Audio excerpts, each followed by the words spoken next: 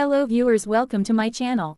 It began, as these things often do, with a sentence that sounded like it was ripped from dystopian fiction and duct-taped into a campaign speech. The words weren't exactly, "Let the games begin," but they hovered close enough to make people blink twice, refresh their feeds, and ask the same uneasy question at the same time: did he really just say that? In the clip ricocheting across social media, Donald Trump stood at a podium framed by flags, talking about winners, losers, loyalty, punishment, and spectacle. There was talk of survival, political, economic, cultural. There was the familiar language of dominance, of pits and peaks, of people being weeded out. And somewhere between the applause lines and the pauses, a chill crept in. Because suddenly it didn't sound like policy. It sounded like a game. Not a game played quietly in back rooms, but one played out in public, broadcast, judged, cheered.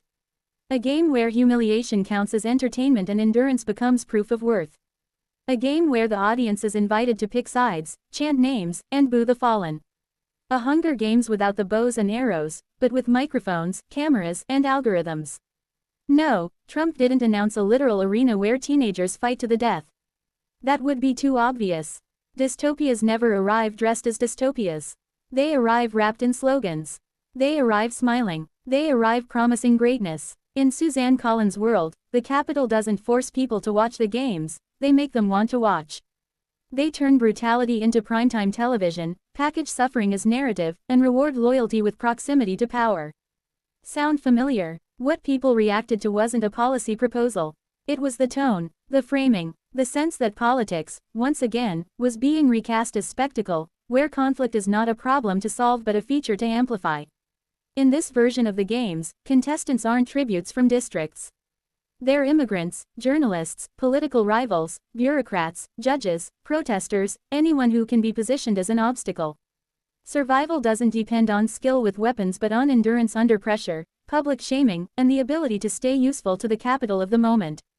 The rules shift constantly. The prize is safety. The penalty is exile, from jobs, platforms, protection, sometimes from dignity itself. And the crowd is everywhere. They watch from couches and comment sections, from rallies and reaction videos. They place their bets with likes and retweets.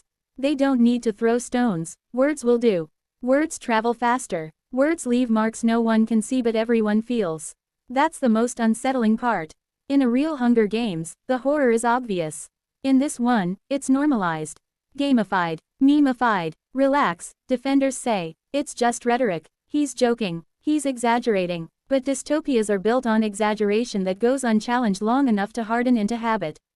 Trump understands something fundamental about modern power. Attention is oxygen. Outrage keeps the cameras rolling. Conflict keeps people tuned in. And if politics becomes entertainment, then governance becomes secondary to ratings. Every villain needs an enemy. Every games needs tributes. Every spectacle needs stakes that feel personal, even if the consequences are abstract, until suddenly they aren't. So did Trump announce a real-life Hunger Games? Not officially, not literally, not yet, but he reminded everyone how close the language of American politics can drift toward dystopia when cruelty becomes charisma and dominance becomes a brand. He reminded us how easily a nation raised on reality TV can mistake survival of the loudest for leadership. In the Hunger Games, the real rebellion doesn't start with weapons. It starts when people stop playing along. When they stop applauding. When they refuse to see other human beings as expendable pieces in someone else's performance. The question isn't whether the games have been announced. The question is whether we recognize them when they're already underway, and whether we still remember how to turn off the screen.